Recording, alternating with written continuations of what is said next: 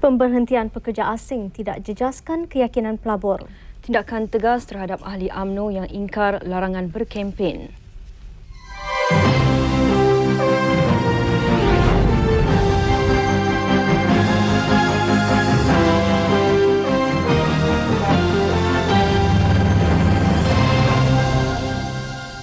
Langkah kerajaan mengurangkan tenaga kerja asing di negara ini tidak akan menjejaskan keyakinan pelabur terhadap usahanya menangani masalah ekonomi. Timbalan Perdana Menteri Datuk Seri Anwar Ibrahim berkata ini kerana Malaysia yang mencatat guna tenaga penuh mampu menampung keperluan sektor utama dengan tenaga buruh tempatan. Namun katanya apa yang penting dalam keadaan ekonomi sekarang ialah perubahan sikap rakyat tempatan agar tidak terlalu memilih kerja bagi mengelakkan masalah pengangguran yang ketara. Masalah sekarang ialah ada pekerja yang ada penganggur yang terlalu memilih. Saya kira pada peringkat sekarang mereka tidak harus memilih, mereka hanya perlu mengambil pekerjaan. Malaysia kini mempunyai lebih 2 juta pekerja asing termasuk 1.2 juta yang berdaftar. Jelas Datuk Seri Anwar, negara kini menghadapi kekurangan 60,000 pekerja dalam sektor peladangan dan 40,000 dalam sektor perkilangan. Berdasarkan perangkaan itu, kerajaan merancang memindahkan pekerja asing yang kebanyakannya terbabit dalam industri perkhidmatan dan binaan ke sektor yang menghadapi kekurangan tenaga buruh.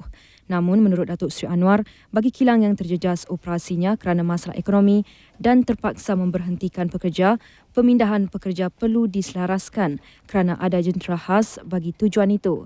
Saya tidak jangka ini menjadi masalah pada peringkat sekarang kerana Malaysia bukan sahaja dapat mencatat pengangguran penuh, tetapi sekarang ini kekurangan bilangan pekerja. Jadi walau bagaimanapun kita telah arahkan supaya sektor perkilangan atau mana-mana syarikat yang menghadapi masalah memberi notis bukan saja kepada pekerja, tapi juga kepada kerajaan supaya kita dapat membuat penyesuaian yang perlu. Datuk Seri Anwar juga menolak dakwaan kononnya langkah memberhentikan pekerja asing akan memberi kesan negatif kepada keyakinan pelabur di negara ini. Ya, saya tidak fikir timbul masalah keyakinan kerana Malaysia adalah satu-satu negara di rantau ini yang mencatat kadar guna tenaga penuh. Maknanya kalaupun kita ada masalah di beberapa sektor pada ketika tertentu, kita masih dapat menampung keperluan dari tenaga tempatan. Jadi kita tidak perlu menghadapi masalah pengangguran yang ketara. Sebelum itu, Datuk Seri Anwar mengadakan rumah terbuka sempena Aidilfitri di kediamannya di Damansara. Turut bersama beliau ialah isterinya Datin Seri Dr. Wan Azizah Ismail. Jemputan termasuk Menteri Kabinet, Wakil Korporat, Duta Asing serta sahabat handai membanjiri pekarangan kediaman Timbalan Perdana Menteri sejak awal lagi. Antara yang hadir ialah Menteri Kerja Raya Datuk Seri Essam Velu, Menteri Pertahanan Datuk Seri Syed Hamid Albar serta Menteri Sains, Teknologi dan Alam Sekitar Datuk Loh Hinding. Manakala Wakil Korporat pula ialah Pengerusi Penerbangan Malaysia Tan Sri Tajuddin Ramli dan Pengerusi Eksekutif Malaysia Resources Corporation Berhad MRCB Datuk Khalid Ahmad. Turut hadir Duta Besar Amerika Syarikat ke Malaysia John Mallet dan bekas Timbalan Perdana Menteri Tan Sri Musa Hitam. Majlis berlangsung hampir 4 jam sebelum Datuk Seri Anwar bertolak ke Pulau Pinang bagi menyambut Hari Raya bersama keluarga di kampung. Ahli UMNO boleh membuat laporan terus ke ibu pejabat parti itu jika ada pihak yang menjalankan kempen untuk meraih undi dalam pemilihan peringkat bahagian. Setiausaha Agung UMNO Datuk Sabruddin Cik berkata tindakan tegas akan diambil ke atas ahli yang menjalankan kempen seperti itu. Menurutnya, selepas menerima laporan, pihak ibu pejabat akan membuat siasatan rapi bagi menentukan kesahihan laporan berkenaan. Dan jika laporan itu didapati benar, tindakan tegas akan diambil terhadap ahli terbabit. Tindakan tegas itu turut membabitkan pemimpin dan bekas pemimpin yang melanggar peraturan itu. Bagaimanapun menurutnya, ibu pejabat UMNO tidak boleh mengambil tindakan berdasarkan laporan akhbar semata-mata. Justru siasatan rapi itu perlu dijalankan sebelum tindakan diambil kerana laporan seperti itu mungkin dibuat atas sebab-sebab tertentu oleh sesetengah ahli. Kalau berkempen, bekas pun tak boleh, yang tak bekas pun tak boleh. Kesalahan tu bukan salah sebab dia bekas. Kesalahan tu kesalahan buat kerja yang tak boleh tersalah. Saya tak faham mengapa yang tersebut saya bekas sebut, saya tak faham itu. Beliau berkata demikian di majlis rumah terbukanya di Temerloh sempena Aidilfitri. Semalam, pengurusi Badan Perhubungan UMNO Melaka, Datuk Seri Abu Zahar Isnin berkata, Badan Perhubungan UMNO negeri itu mengesan kegiatan kempen yang diadakan pada bulan puasa termasuk oleh bekas pemimpin politik yang sudah tidak aktif. Tindakan itu menurut Datuk Seri Abu Zahar hampir menjejaskan perpaduan parti. Dalam perkembangan berkaitan, tindakan tegas akan diambil terhadap anggota UMNO yang ingkar terhadap arahan parti supaya tidak mencabar jawatan Ketua Bahagian di Kelantan. Isnin lalu, Badan Perhubungan UMNO Kelantan memutuskan agar jawatan Ketua Bahagian tidak dipertandingkan bagi mengelak perpecahan. Mesyuarat dipengerusikan Presiden UMNO, Datuk Seri Dr. Mahathir Mohamad yang juga pengerusi Badan Perhubungan UMNO negeri itu. Bagaimanapun, bekas Ketua Bahagian Rantau Panjang, Tan Sri Husin Ahmad dalam satu kenyataan pada sebuah akhbar tempatan mendakwa perlunya ada pertandingan di bahagian tertentu. Dalam laporan itu, Tan Sri Husin mengesahkan kesediaannya bertanding bagi merebut jawatan Ketua Bahagian Rantau Panjang. Dan ketika diminta mengulas kenyataan itu, anggota Majlis Tertinggi UMNO, Datuk Mustafa Mohamad berkata, semua anggota mesti patuh kepada keputusan parti. Menurut beliau, Badan Perhubungan UMNO negeri akan memutuskan bentuk tindakan ke atas mereka yang melanggar arahan itu. Jadi kita ingin menyuruh kepada semua pihak yang masih lagi ada minat untuk bertanding supaya dengan serta-merta menghentikan semua kegiatan. Kita tidak mahu di depan bersetuju tetapi di belakang lain cakapnya. Datuk Mustafa berkata demikian selepas mengadakan rumah terbuka sempena Aidilfitri di kediamannya di Batu 11, Jeli. Washington memulakan usaha mengenal pasti mekanisme tertentu untuk menangani krisis kewangan di masa depan. Setiausaha perbendaraannya Robert E. Rubin ketika memberitahu Jawatankuasa Perbankan dan Perkhidmatan Kewangan Senat Negara itu menjelaskan mekanisme itu adalah sebagai langkah pencegahan dan kesannya kepada sistem kewangan sedunia. Rubin berkata masalah mata wang di Asia menunjukkan pasaran tidak boleh memperbaiki kelemahan sendiri dan meminta kerajaan campur tangan. Katanya usaha akan ditumpukan kepada meningkatkan ketelusan dan pendedahan, memperkukuhkan peranan institusi keuangan antarabangsa, menentukan peranan sektor swasta pada masa krisis serta memperkukuhkan peraturan-peraturan keuangan. Rubin menjelaskan negara-negara Asia adalah kukuh kerana kadar simpanannya yang tinggi, komitmen tegas terhadap pendidikan, etika kerja yang kuat serta komitmen berkekalan terhadap pembaharuan. Katanya negara-negara Asia juga dikatakan berada dalam kedudukan baik untuk menikmati semula kadar pertumbuhan yang kukuh dan nilai mata wang yang lebih munasabah. Perhimpunan Besar Sempena Raya.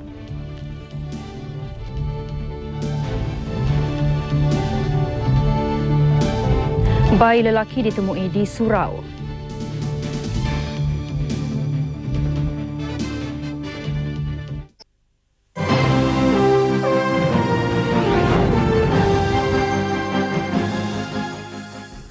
Bertemu kembali. Penerbangan Malaysia MAS akan mencari alternatif perjalanan lain selain India berikutan kejadian mogok oleh 650 pegawai trafik udara di negara itu esok. Pengerusi Eksekutif MAS Tan Sri Tajuddin Ramli berkata, langkah itu yang membabitkan beban kos tinggi terpaksa dijalankan bagi mengelak sebarang kesulitan operasi.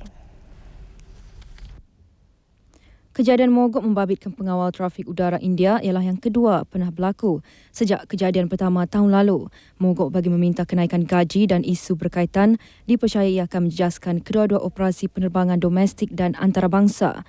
Menurut Setiausaha Rantau Pengawal Trafik Udara India, PN Bahuguna, tiada penerbangan dijadualkan berlepas bagi setiap 1 jam. Menurut Tan Sri Tajuddin, kos tinggi menggunakan alternatif perjalanan lain adalah akibat hentian teknikal serta operasi di lapangan terbang antarabangsa Bombay. Jadi inilah banyak masalah-masalah yang terpaksa kita hadapi. Walau bagaimanapun kita berharap ATC di India tidak mengambil tindakan yang dapat menjejaskan keseluruhan aviation services between our part of the world and Europe. Beliau berkata demikian selepas menghadiri Majlis Rumah Terbuka Hari Raya Timbalan Perdana Menteri Datuk Seri Anwar Ibrahim.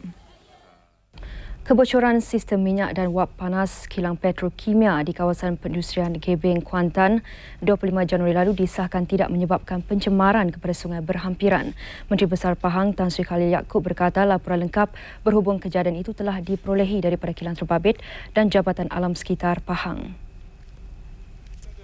Dalam kejadian 5 Januari lalu, kilang Amoco Chemicals Sdn Bhd terpaksa ditutup operasinya berikutan kebocoran pada sistem minyak dan wap panas. Masalah itu menyebabkan minyak panas mengalir keluar ke arah Sungai Tunggak yang terletak berdekatan kilang itu.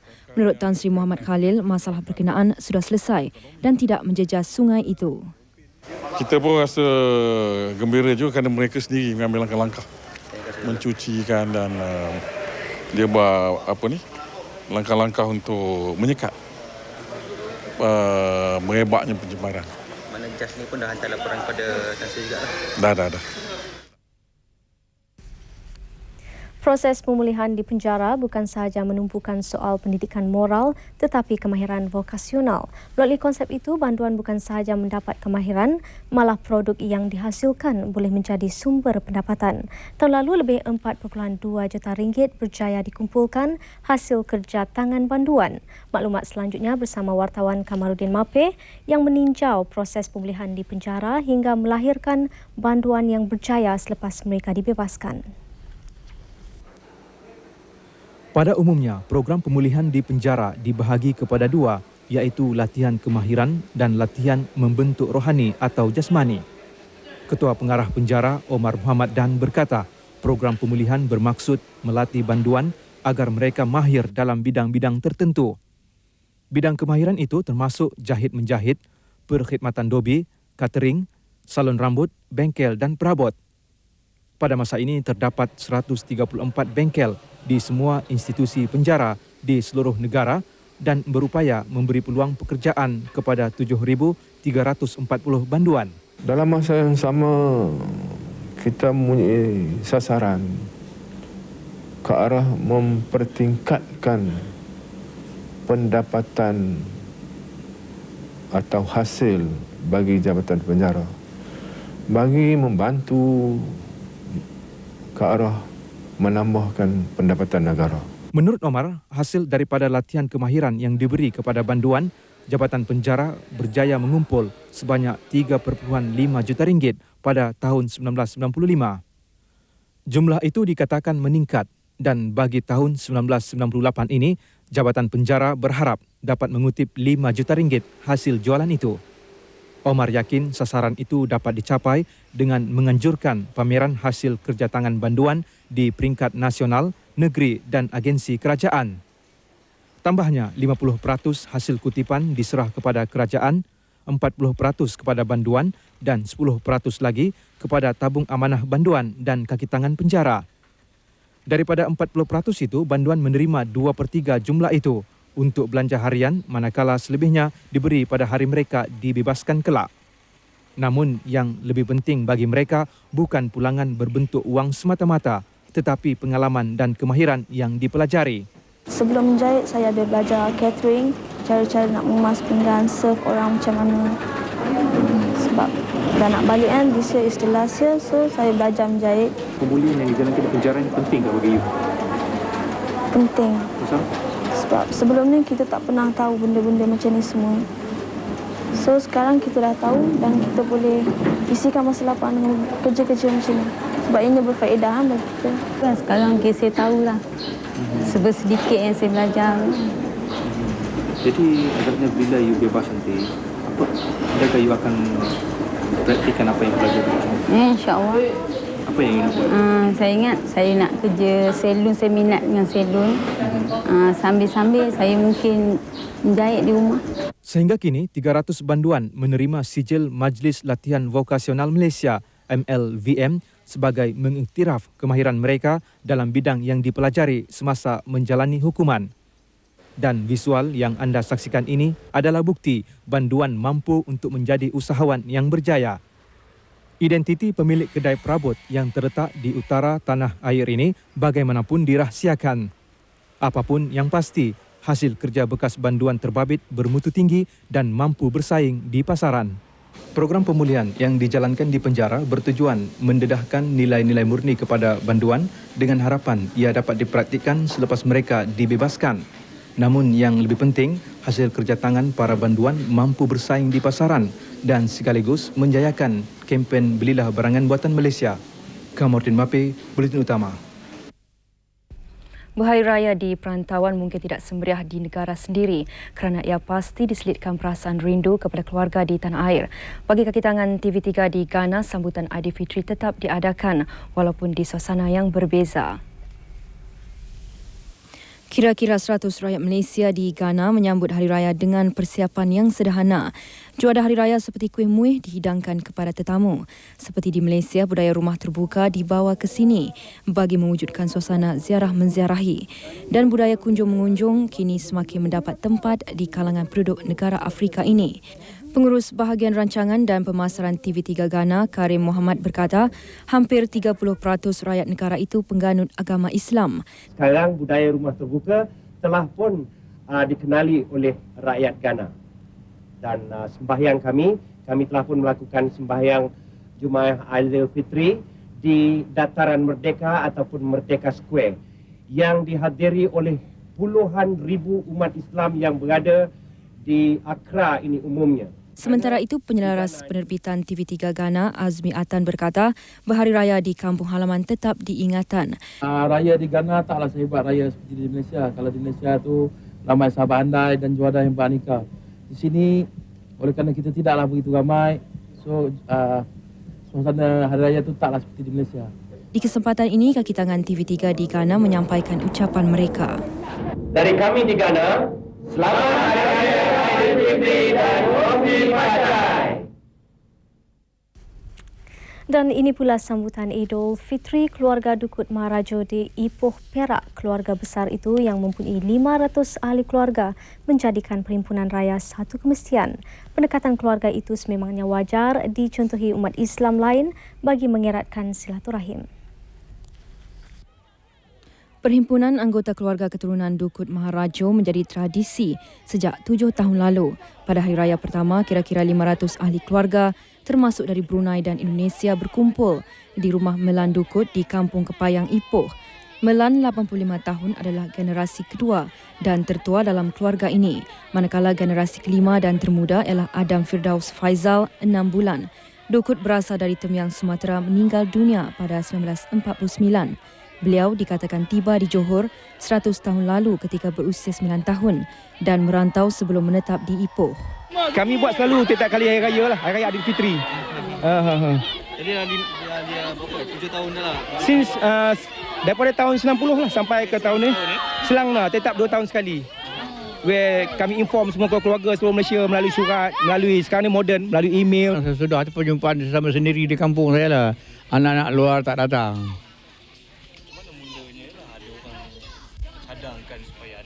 Ni, idea kita sendiri. Saya mencadangkan supaya dibuat bukan ini saja. Sesudah ini mereka masih membuat satu persatuan ke satu satu cara yang boleh membawa berpanjangan lah, yang bolehkan tidak putus sampai bila-bila. Gembira lah. Sebab selalunya saya tak dapat jumpa lah dengan atuk-atuk saya semua. Kepulangan warga kota ke kampung halaman masing-masing menjadikan ibu negara sunyi sepi seketika. Kru kami meninjau keadaan di beberapa jalan utama di sekitar ibu negara yang biasanya sesak dengan kenderaan. Jalan Tunku Abdul Rahman, Tun Perak, Raja Laut dan Lebuh Ampang lengang. Gedung dan pusat membeli belah pula masih ditutup. Bagaimanapun perhentian bas di Jalan Raja Laut dan Sinar Kota sesak dengan mereka yang menunggu bas dan teksi. Antara mereka yang mengambil kesempatan bersiar-siar di ibu negara sempena cuti perayaan ialah warga asing.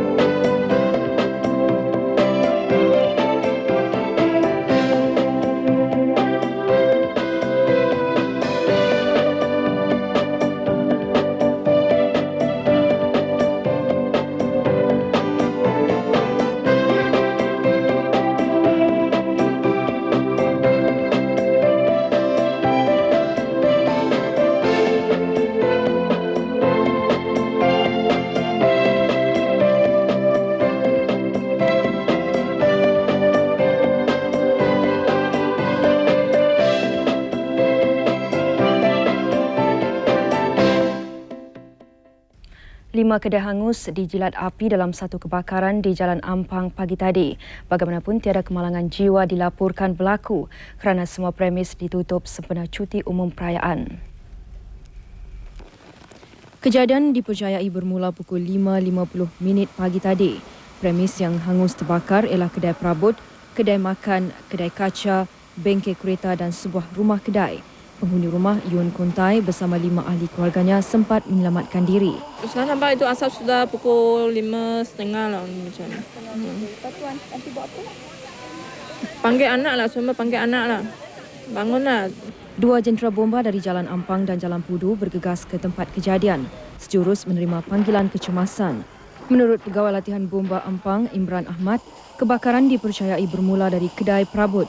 Api berjaya dipadam dalam tempoh 2 jam. Kebakaran ini melibatkan 5 kedai. Makna dia bermula daripada kedai perabot di kedai peringkat bawah dan melibatkan satu kedai 2 tingkat. Jadi kebanyakan kemusnahan berlaku di bawah lah.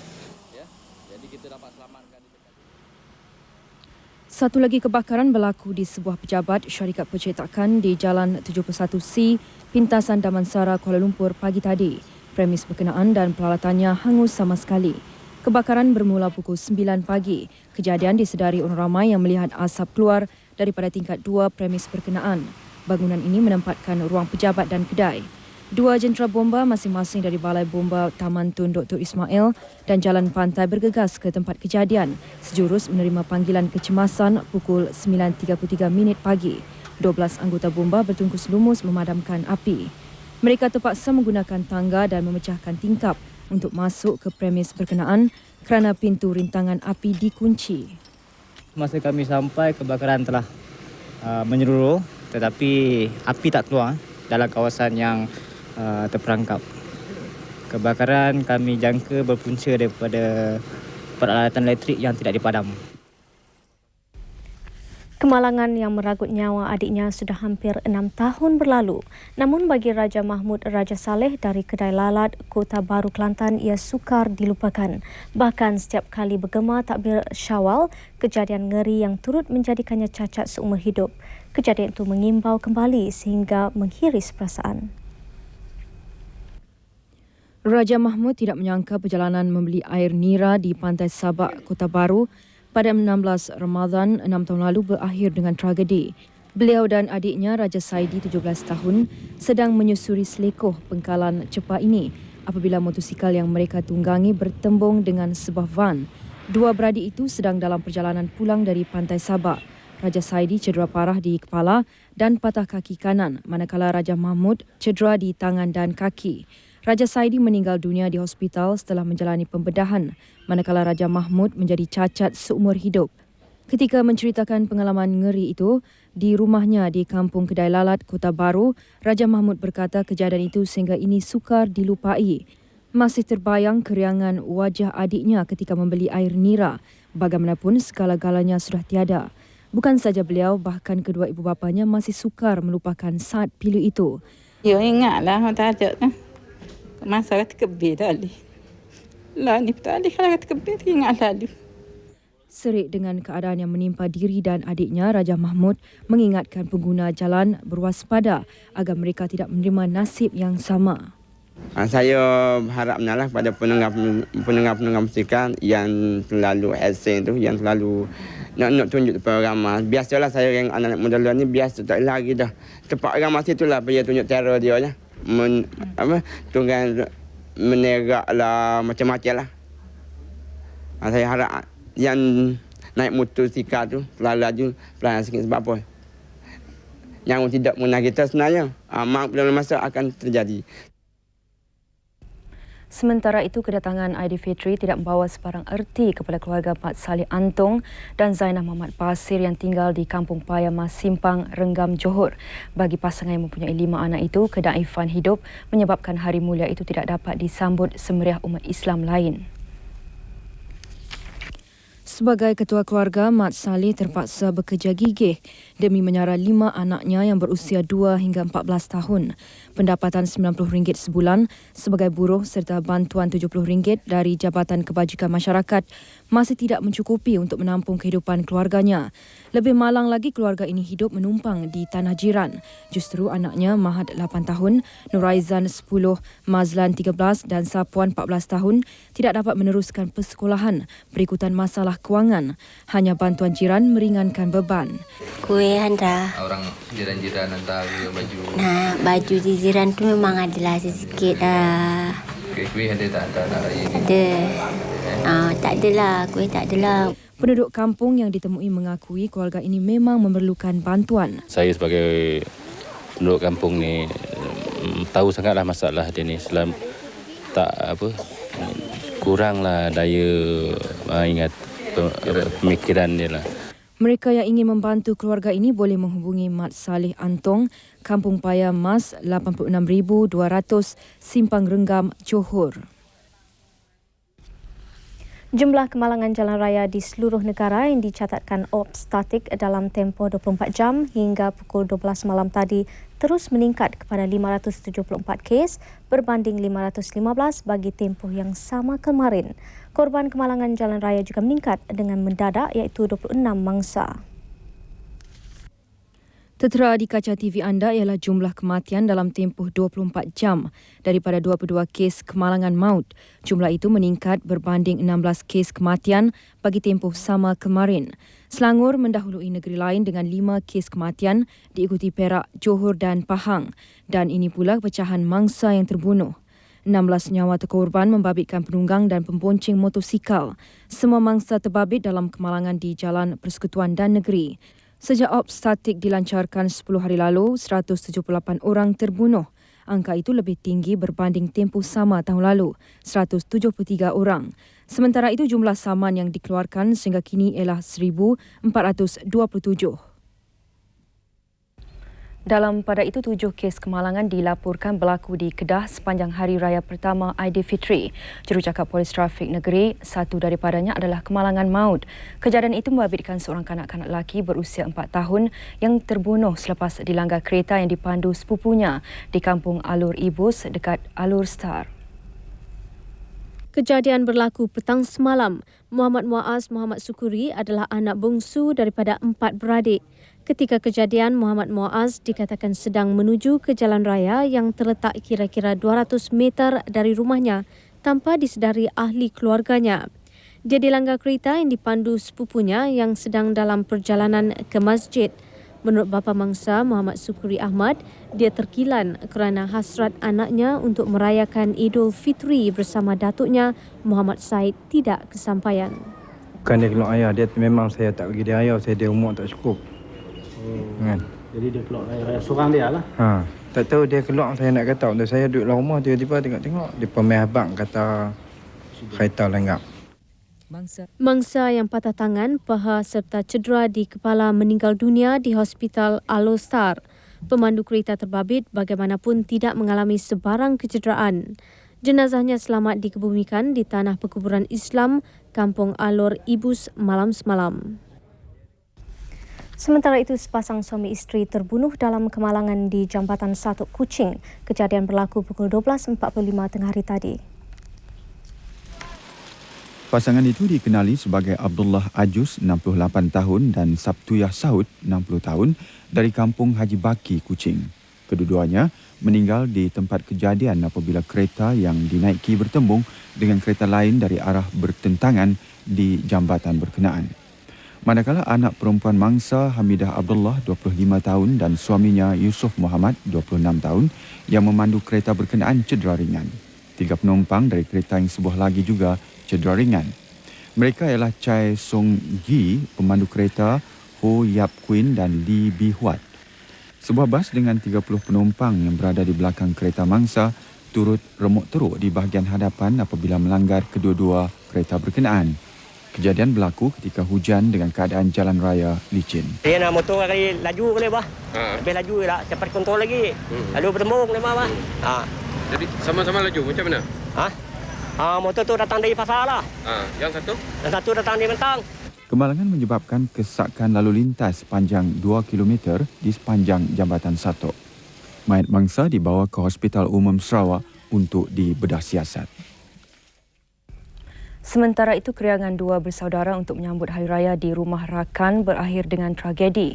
Persinggahan sebentar di sebatang anak sungai untuk mandi manda menyebabkan Muhammad Adam Ismail dan sepupunya Fazli Mat Nur lemas. Kejadian berlaku pukul 10 pagi di Kampung Mengabang, Tapak Kecil, Maran, Terengganu. Kedua mangsa berusia 6 tahun. Menurut Ketua Polis Daerah Setiu, Timbalan Penguasa Muhammad Noor Shah berkata, kedua-dua bersaudara keluar untuk beraya pukul 9 pagi.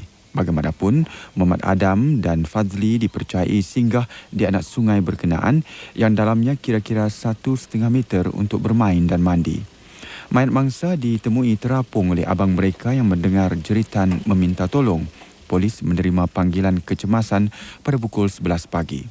Mayat dua bersaudara itu dibawa ke Hospital Kuala Terengganu untuk bedah siasat. Seorang bayi lelaki berumur antara 1 hingga 2 bulan ditemui di sebuah surau di Pekan Awah, Temerloh, Pahang. Bayi yang ditinggalkan di tepi dinding surau berkenaan ditemui berbungkus dengan kain lampin dan diselimut dengan sejadah. Bayi berkenaan dijumpai seorang peniaga, Arif Cik Muhammad, ketika ingin menunaikan solat maghrib lewat petang semalam. Ketika ditemui, bayi terbabit berada dalam keadaan kelaparan tetapi sihat. Bayi berkenaan turut dibekalkan dengan botol susu, manakala kain lampin yang siap tersusun juga disertakan. Masa saya jumpa tu, mana bayi tu dalam keadaan gelap lah. Mana dalam surau ni, surau gelap. Dengan kipas, pasal kipas. Ia kemudiannya dibawa Arif ke Balai Polis Kampung Awan sebelum dibawa ke Ibu Pejabat Polis Daerah Maran. Bayi yang diberi nama Muhammad Aidil Fitri kini ditempatkan di Hospital Jengka. Polis meminta orang ramai yang mempunyai maklumat mengenai bayi berkenaan supaya menghubungi talian 09 477 1222. Peru hadapi kemusnahan akibat El Nino.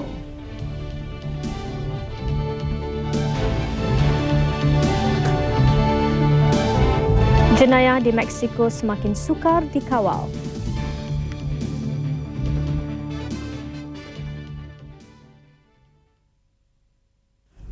Konflik Iraq PBB berlanjutan dengan beberapa negara membantah tindakan ketenteraan ke atas Baghdad yang dianjurkan Washington. Antara negara terbabit, China, sementara Rusia menghantar wakilnya ke Baghdad untuk mengusahakan rundingan Iraq PBB. Dalam pada itu, Setiausaha Negara Amerika Syarikat Madeleine Albright dalam lawatan ke Eropah dan Asia Barat bagi mendapatkan sokongan sekutunya berhubung serangan ketenteraan ke atas Iraq. Setakat ini, beliau berjaya mendapat sokongan Jerman dan Sweden.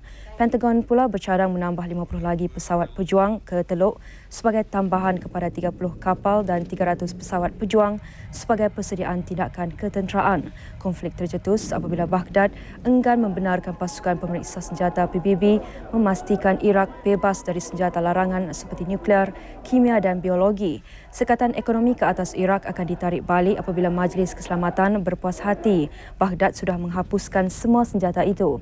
Iraq dikenakan sekatan ekonomi selepas menceroboh Kuwait pada 1990.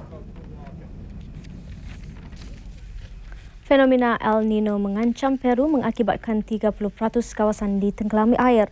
Wilayah Ica yang terletak di selatan Peru terjejas teruk apabila kebanyakan paras air sungainya naik mendadak.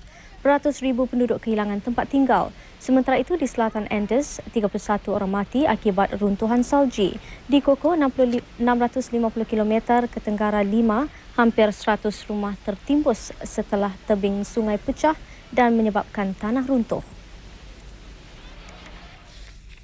Kadar jenayah di Mexico semakin meningkat dan sukar dikawal. Ini terbukti apabila sebuah stesen televisyen negara itu menyiarkan visual satu rompakan nekat yang dilakukan di tengah kesakan jalan raya pada waktu siang. Rompakan ini dilakukan oleh dua orang lelaki berpakaian kemas ke atas pemandu dan penumpang sebuah kereta yang terperangkap dalam kesakan lalu lintas. Orang ramai yang melihat perompak terbabit mengacukan pistol dan merampas harta benda mangsa, tidak mampu berbuat apa-apa. Kejadian seperti ini mencetuskan persoalan di kalangan media dan orang ramai akan kewibawaan pihak berkuasa Mexico. Lebih 1,000 penunjuk perasaan merusuh di Tours, Perancis. Rusuhan berlaku sebaik polis tiba untuk mengawal keadaan. Penunjuk perasaan terdiri daripada kalangan anti-parti kerajaan Barisan Kebangsaan. Beberapa orang cedera dalam kejadian ini. Tunjuk perasaan bagi membantah penyingkiran 7 daripada 15 anggota Majlis Perbandaran dari barisan itu oleh pemimpin mereka di Timur Alsace kerana dikatakan membelot dan terbabit dengan jenayah.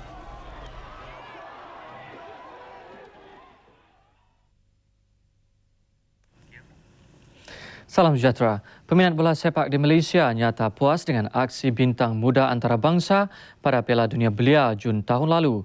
Ketika itu kita sudah meramalkan pemain-pemain muda pada kejohanan itu akan terus menyerlah di peringkat senior. Dan malam ini kami menjejak beberapa pemain itu dan di mana mereka sekarang. Kita pernah terhibur dengan aksi mereka. Bintang muda antarabangsa beradu kebolehan di bumi Malaysia.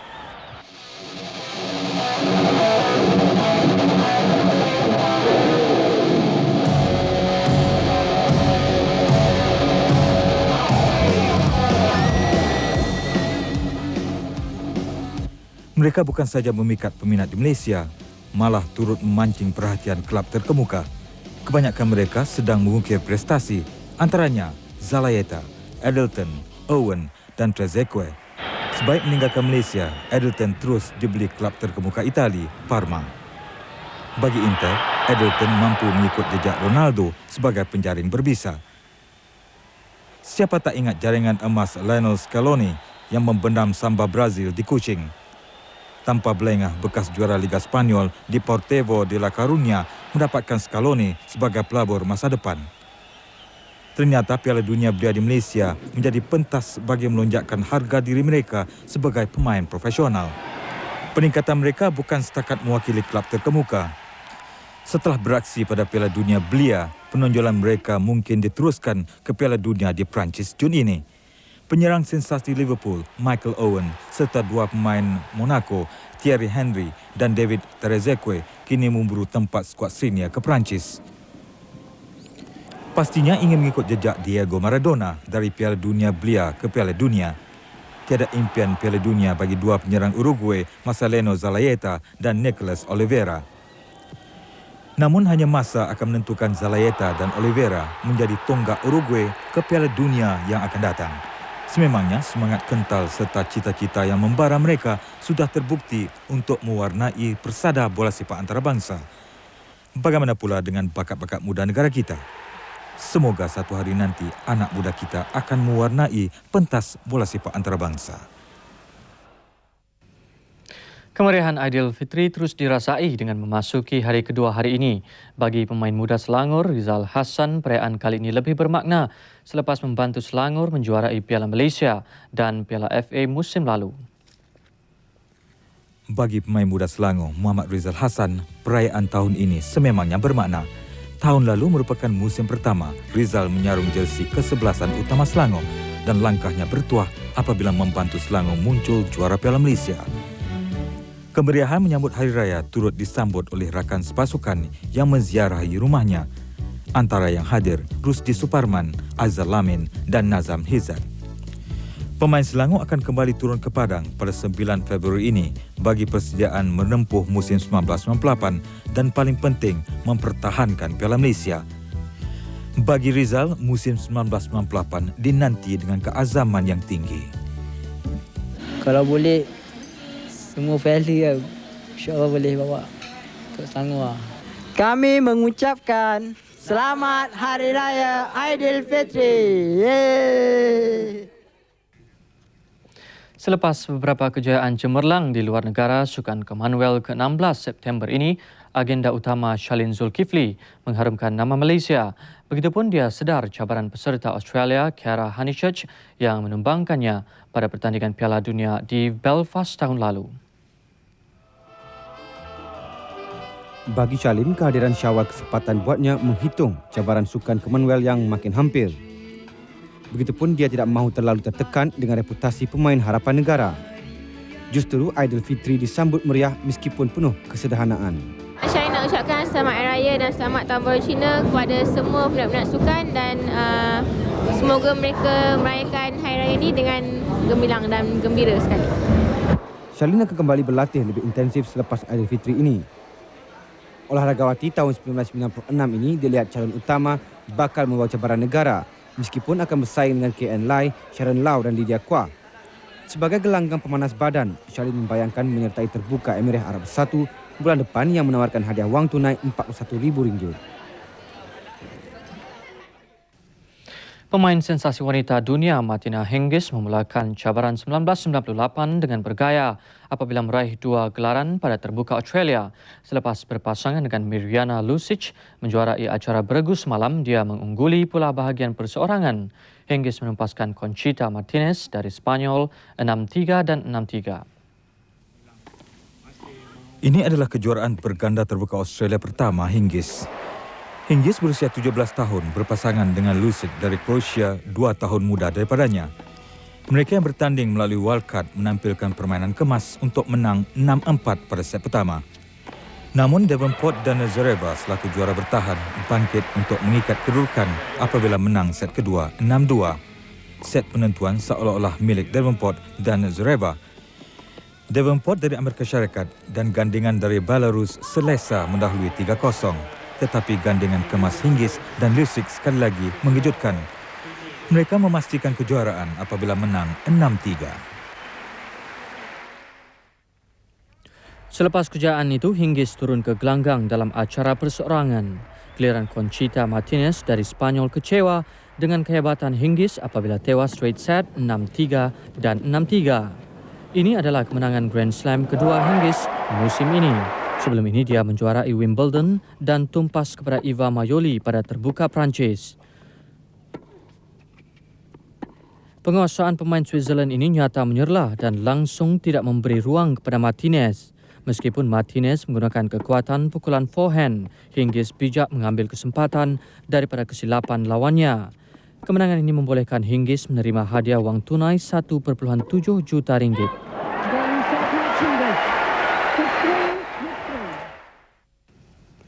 Kejohanan ski mogul dunia, acara lelaki menampilkan penguasaan peserta Amerika Syarikat. Johnny Moseley muncul juara setelah mengecewakan rakan senegara Ivan Dibvik. Ini adalah kejuaraan ketiga Moseley musim ini. Sementara Jenny Edolf dari Sweden muncul pemenang kategori wanita. Moseley nyata hebat apabila melakukan gerakan helikopter untuk mengecewakan Dibvik. Meskipun tewas, pencapaian baik buat Dibvik yang baru diserapkan dalam skuad Olimpik musim sejuk Amerika Syarikat di Nagano, Jepun. Selain Moseley dan Dibvik, 3 lagi peserta skuad Olimpik Amerika Syarikat, Jim Moran, Vermont dan Stacey Blammer turut cemerlang. Sementara itu dalam acara wanita, Jenny Edolf dari Sweden muncul juara dengan hanya kelebihan 0.05 mata ke atas rakan senegara Sarah Yellin. Peserta berusia 26 tahun ini mengumpul 24.04 mata. Peserta Finland Lori Lassila di tangga ketiga. Peluang Anne Battaglia dari Amerika Syarikat untuk menduduki 3 tempat terbaik kejohanan berkecai apabila terjatuh berhampiran garis penamat. Sekian laporan sukan untuk malam ini. Teruskan bersama Buletin Utama selepas ini. Salam hormat.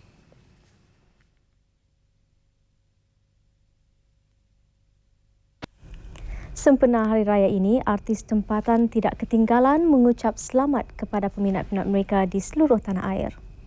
Saya Ilya Abang bin Syaharom dari kumpulan senario mengucapkan selamat Hari Raya, maaf zahir dan batin kepada semua peminat-peminat senario.